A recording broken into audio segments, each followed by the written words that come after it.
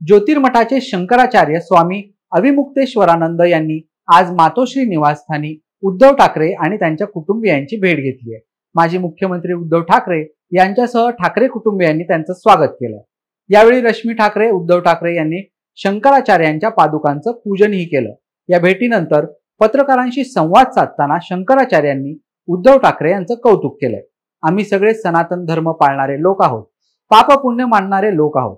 सर्वात मोठा घात गौघात असा सांगितला गेलाय, मात्र त्यापेक्षाही मोठा घात विश्वासघात आहे। उद्धव ठाकरे यांच्याशी हा विश्वासघात झालाय।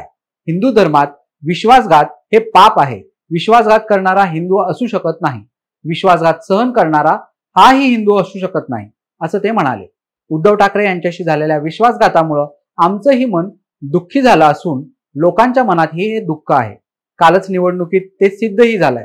जोपर्यंत उद्धव ठाकरे पुन्हा मुख्यमंत्री पदाच्या खुर्चीवर बसत नाही तोपर्यंत हे दुःख हलकं होणार नाही, असंही शंकराचार्य म्हणाले। सोने का घोटाला हो गया, आप पत्रकार लोग क्यों नहीं उठाते हो? तो जब वहां पर घोटाला हो गया तो अब आप दिल्ली में केदारनाथ बना लोगे, वहां पर फिर दूसरा घोटाला करोगे। 228 किलो सोना केदारनाथ से गायब कर दिया गया। ये कहाँ का नियम है? क्यों नहीं उठाते हो प्रेस वाले इस बात को? आज तक कोई जांच तक नहीं बैठाई गई। 228 किलो सोना का घोटाला केदारनाथ में हो गया, कौन जिम्मेदार है? क्यों इस बारे में जांच नहीं होती है? क्यों भाई इस बारे में निर्णय नहीं होता है?